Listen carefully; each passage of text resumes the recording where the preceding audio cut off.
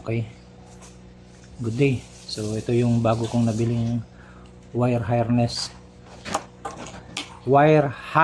o parehas naman. Yan.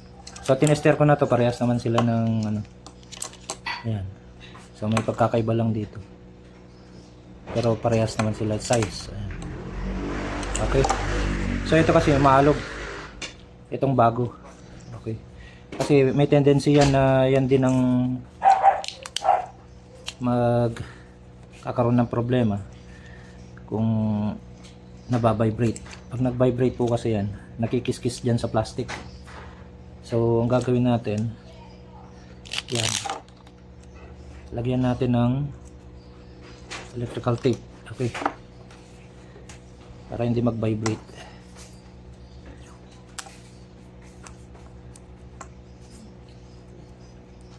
Yan.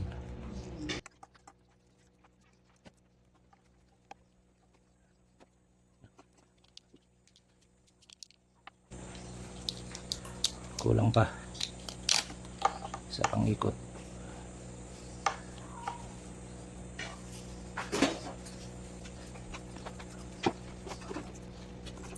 Okay, aking ito. Okay, so bawasan natin ng konti kasi pag ganyan takas kasi niya yung gilid niya. So ayan, yan. Tapos bawasan kasi masyadong maluwag.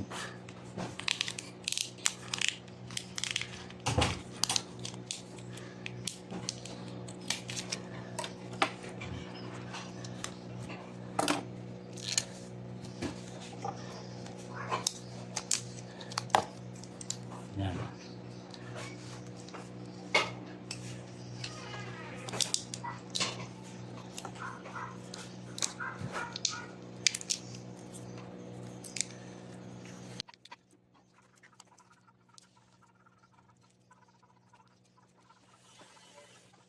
Yun.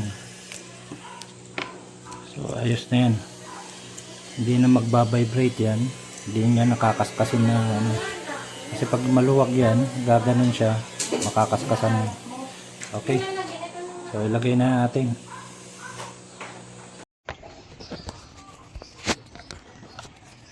Yan.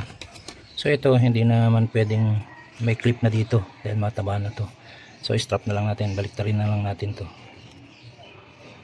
Ayan.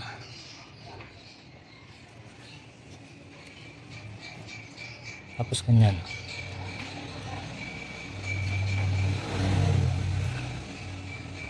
Ayan. Tapos ito, strap na lang dyan. So,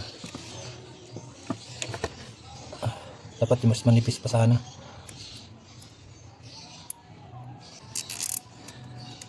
Ayun. Para hindi gagalaw-galaw.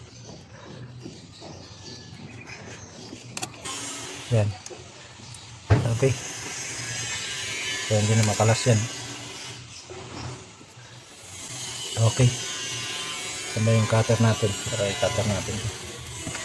Okay na. Yan. Ayos.